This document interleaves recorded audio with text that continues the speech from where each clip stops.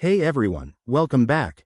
Today, we're diving into a super handy tutorial on how to install iCloud on your Windows PC in 2025.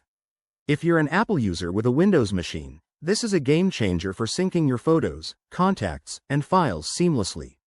Whether you're switching devices or just want better access to your Apple ecosystem, you're in the right place.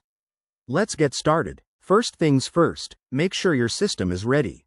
You'll need a Windows 10 or 11 PC, an active internet connection, and an Apple ID.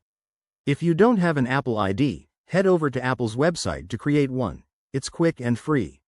Step 1. Open the Microsoft Store on your Windows computer. You can find it by searching for Microsoft Store in your taskbar or Start menu. Once it's open, type iCloud into the search bar at the top.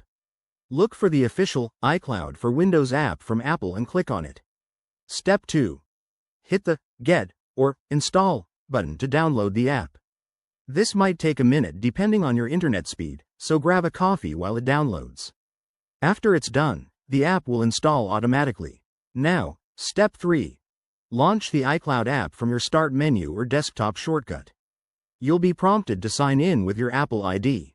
Enter your email and password, then complete any two-factor authentication if it's enabled. Once you're in, you'll see options to set up what you want to sync, like photos, mail, contacts, and calendars.